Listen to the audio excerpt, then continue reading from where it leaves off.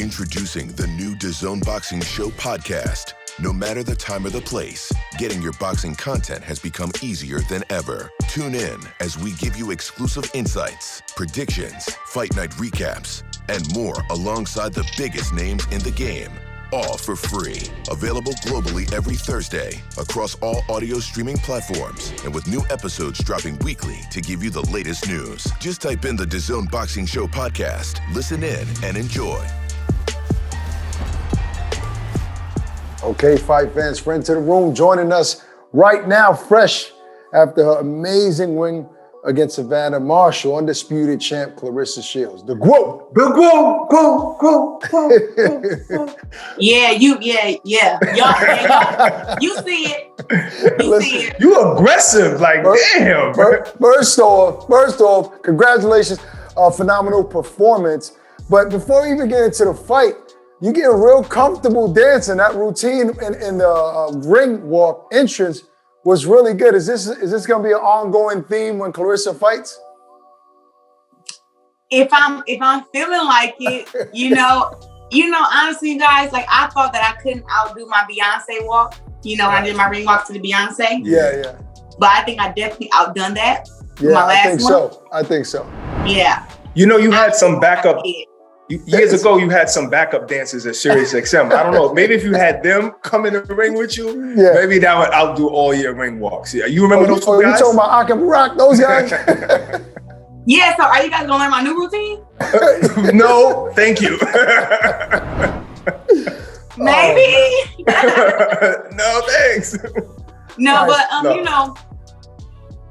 they had got a boxing match. They got a concert. I mean, they had got all of it all in one. And I think that's what women's boxing needs. Yeah. I mean, I even pulled up in a Rolls Royce. I mean. Yeah, no, we saw you. But Claressa, are you kind of upset at America because women haven't, they've yet to receive that level of audience and that energy for a women's fight? I'm not upset because I know why. It's sexism. But I think that now that we have proven once again that we have fans, that the fans will come out to see us, that they want to see us, and that we do have a large fan and that you can make money with us and off of us. I think now that America will get on board, hopefully. Okay, well, April 30th with Serrano and Katie was an amazing event. Your fight with Savannah Marshall, that was an amazing event. You're right. It was a couple of things all rolled up into one. Did you get to see the Michaela fight against Baumgardner? And if so, who did you think won? Because Michaela feels like she won. Well, I had saw the first maybe 3 rounds in the back when I was getting ready. Who's winning those? Everybody knows that I was Team Michaela. You know what I'm saying? Yeah. I wasn't cheering for Baumgardner to beat her, and I thought that Baumgardner would get stopped late. Wow. Honestly. This is what I thought. Right. Even though we trained at the same gym, it was like I wasn't helping Alicia. I didn't watch her spar. I haven't seen her fight in person since we were amateurs. So from my knowledge, I was like, Michaela gonna beat her. Now, Alicia impressed me. I didn't know she could box like that, especially against a taller fighter. More experienced fighter. And when I watched the fight back, because I watched the entire fight, I had it maybe 6'4" for Alicia Baumgardner. And that's hard for me to say because Michaela is my girl, but when I watched it back, it's one like Michaela started slow. She had her moments for sure, but she never got Alicia out of her comfort zone. Yeah, Claressa, I appreciate your honesty. I think we don't get that often enough. Now, are you the type to hit up Michaela and say, Michaela, look, it was a close fight, but I have to be real with you. I don't think you won that fight because she's putting it out there. She won. Are you real enough to give her that hard truth? Well, me being who I am, she's already heard it. I'm quite sure in my tweets or whatever when I watched the fight back. And you're doing it now, so she's hearing it. Yeah, and that's just my opinion of the fight. And that's how I looked at it. nobody wants to hear that, that they lost from somebody who's knowledgeable of the sport. I'm just saying that's what I saw. Now, can Michaela have a rematch with Alicia and, possibly beat her? Yes. Yeah. Yes, but she got to change up a few things. That's all. But at the end of the day, it was a great fight. Yeah. And just like I told Alicia, your beef is with Michaela, not me. My beef with Mark and my beef is with Marshall, not you. So it was more like, and I even told her, like, I'm not gonna cheer for you against Michaela. You know what I'm saying? But she know, like, Michaela's my sister, and me and her had like me and her went out to dinner and had a talk right after we got postponed for 5 weeks. Right. And me and her had a talk. I let her know, like, look, I don't want you feeling like I'm spying on you. None of that stuff. We trained at 2 different times. Mm-hmm. Never watched her spar. Never watched her hit the pads. No, nothing. Because it was like, y'all, that's between y'all. And I ain't no spy. I know how important this is. And if you gonna lose or win, you're gonna lose or win fairly. You're not gonna have to worry about me telling Michaela your game plan. You know what I'm saying? And stuff like that. So I just really focused on my fight with Marshall and let them 2 girls have their own beef, but it was just great for the card and great for women's boxing. And Michaela will be champion again. If it's at 130 or if it's at 135, she will be champion again for sure. That was pretty mature of you. And I believe that your opinion doesn't take away from your love that you have for Michaela. Now, Michaela lost that fight, but were you worried at any time, right before the announcement was made for your fight, that, it was a semi-close fight, that maybe the judges might sway in her way? To Michaela way? No, I'm talking about your fight against Savannah Marshall, because, it was a semi-close fight. Were you worried, you never know what the judges think? It was 2 European judges, one from Italy, one from England. You only had 1 judge from America. Were you worried at all in that split moment? No, I wasn't. I wasn't. I felt like I beat Marshall the first 6 rounds easily. I mean, I boxed her shoes off. I hit her to the body. I was countering. I was doing whatever I wanted to do. Round 1 through 6. 7, she caught me with a shot in my eye. And I couldn't see round 7 and 8. Well, actually, round 7, I saw double for about 20 seconds, and then round 8, I just couldn't see out that eye. Period. The hardest punch ever you received? That again? Or was that the hardest punch ever you received? I don't even think it was hard. She had some weird gloves where her thumb was poking. Her thumb was way past her knuckle. Mm-hmm. And that's what my coach, GT, was giving them hell about before the fight. But the gloves were already okay. The commission already okayed it, and I think it was a punch mixed with a thumb. All right, but outside of that actual shot right there, what about her power? Compared to everybody else that you fought, she had the reputation of being a hard puncher. Was she the hardest puncher that you've ever been in with? No, she wasn't the hardest puncher that I've been in with. And honestly, she punched.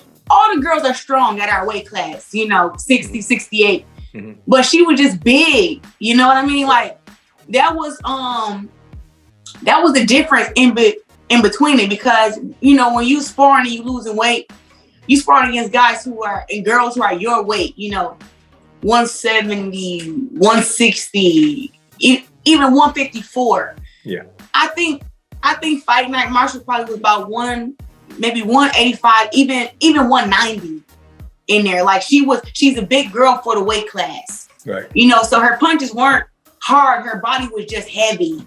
It was just like she was heavy. And just throughout the whole 10 rounds, I think she probably hit me with maybe 8 clean shots where I was like, okay, those were some good shots. And maybe 2 of them were good jabs. But I wasn't getting hit a lot clean by Marshall. I was actually smothering her, landing the inside shots, beating her up to the body, sneaking some uppercuts in. We had a very strategic game plan, and I definitely stuck to it for the fight. So who was the hardest punch you've ever faced? Was it Gabriel's? Nah, French on. Oh, really? Your French first fight? got the hardest one out the way. So what do you think about her versus, again, you can answer that question. I want to also know, what do you think about her against Savannah? But go ahead. After I fought against French on our pro debut, a week later, my face was still stinging. Damn. You know what I'm saying? Like, it was like I would touch my face and go, oh shit. That's how hard French on hit. You know, after this fight with Savannah Marshall, nothing on me was really hurting like that, except I had like maybe a little black eye or something. But for her to be such a big knockout puncher and knockout artist, she didn't even drop me in it, and it wasn't no stinging. So I think French on hits harder. Now who I think will win out of that fight between Marshall and French on, I think it's like a 60-40 going toward either girl, because nobody should stand there and get hit by Marshall. If you don't have good defense and you get hit by her a whole lot, I believe she can stop a lot of people. Yeah. Like she has. But, for me, with the great defense and the offense and, being who I am, I was able to overcome all of that. But I think that whoever she gets in there with, they just don't want to get hit by her a lot, and you got to find a way to neutralize her. So I think French on possessed the experience to do so, but does she possess the mind to do so after being hit hard? Because that's where it all matters. Somebody hit you hard, or they shake you. What do? Do you just start swinging all crazy and then you get caught again, or do you stay calm and figure it out? So it's all about French on mindset. So what happened in the 7th round for you mentally when you got that hit to the eye and you was like, I'm seeing double? What'd you have to tell yourself? I told myself that the safest place is the inside. She caught me with a hook and we were both kind of mid-range. So I decided to really, it's the move from Andre Ward. He put his head right in the middle of Kovalov's chest when they were fighting. Yep. It's one of those veteran moves, and he put his head on the inside, and you kind of keep your hand in front to make sure you don't get hit with no uppercuts. But you kind of smother the shots, beat him up to the body, land some headshots, but just also keep the body close. So that's what I did in the 7th round, and it worked in my favor. Even though I feel like maybe that's one of the rounds that she won, but it still worked in my favor because even though I couldn't really see where she was coming from, she was just close to me. Right. You stayed away from getting hit at the end of the punch. But one thing I noticed, I've never seen you land that many body shots, even throw that many body shots. And I don't know about the punch stats, but I know just watching overall, you landed so many right hands and left hooks to the body.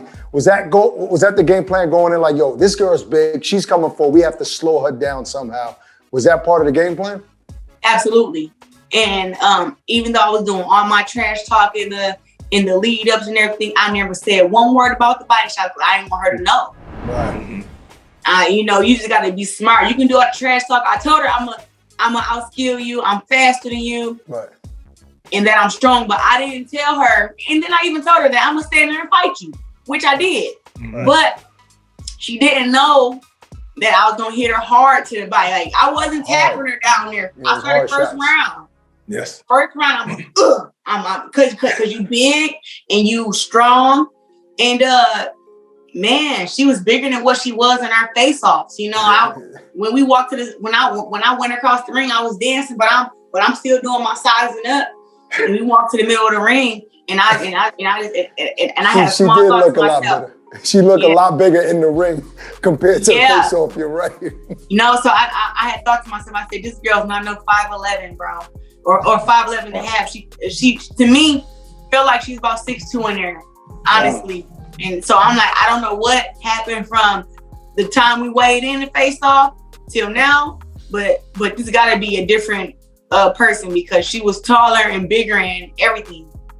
Were you impressed by her? You definitely outskilled her, and you was definitely way faster than her. But were you impressed by her toughness, the way she hung in there to the last round? Absolutely. Yep. I was impressed by that. To me, she won a 10th round. She came out there because she knew she was behind on points. And that she had won and that she had lost majority of the rounds. Right. I was impressed by that, but also I just want to know, like, can she do that when it's the crowd booing her? First you getting booed up. Well, you know, first you getting beat up, and then the last round and then you know you're getting beat up, and then like the crowd is cheering against you. You know, I just wondered, does she have the same mindset to do that when nobody is cheering for her? Because I feel like the crowd was the ones that was pushing her, like, come on, Savannah, you got it. And it's like, she really was like, I don't want to give her this belt. I don't want to lose. Yeah. Even though there's nothing she could do about it. But she showed a whole lot of heart, though. Yeah. Do we see Claressa, you know, go up to 168 and try to become undisputed in that weight class? Like, what's next for you? I mean, it seems like it's going to be impossible for anybody to catch up to your accolades. What do you want to do to challenge yourself? Well, I'm not fighting against French on unless they pay us a whole lot of money. Wow. And I'm talking about 2, 3, 4, 5 million. So I'm not fighting because me and French on are close, you know, and I just think that if that's the fight that you want, that's the Layla Ali versus Ann Wolf fight that you never got. So it has to be worth it.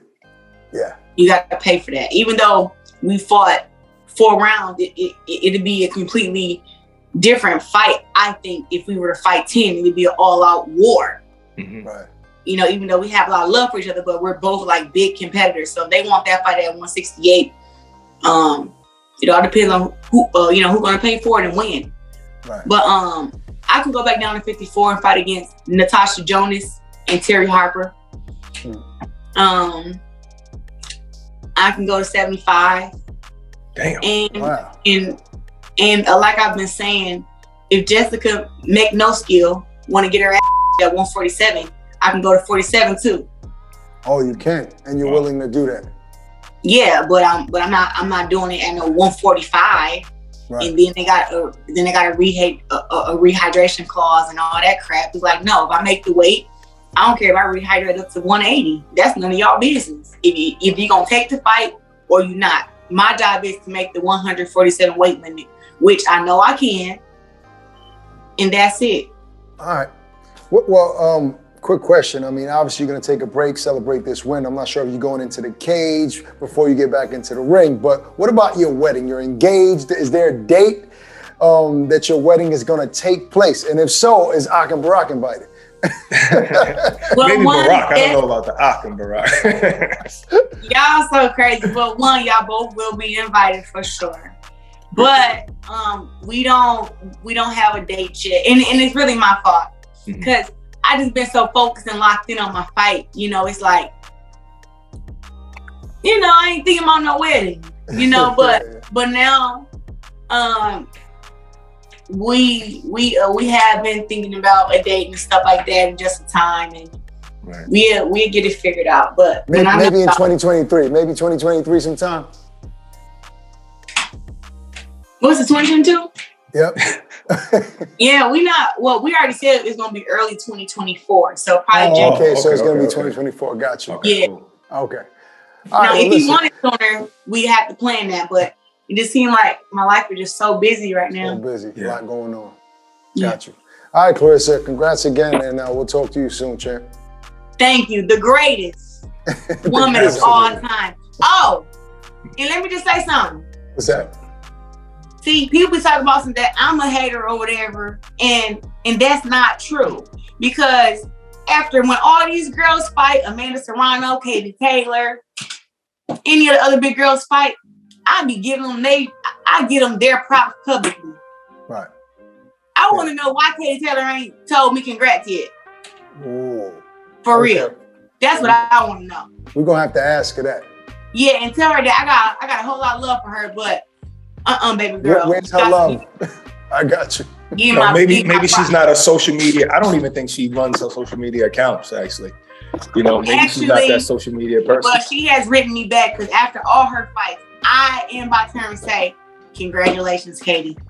You did it again. After all her fights. She's gonna see this, and I bet she's gonna hit you up and congratulate you now. She's probably gonna tell you, I just want my props from one great to another. That's all. Right. You feel me? No doubt. No doubt. You deserve that as well. You deserve that for sure. All right, Claressa Shields, folks.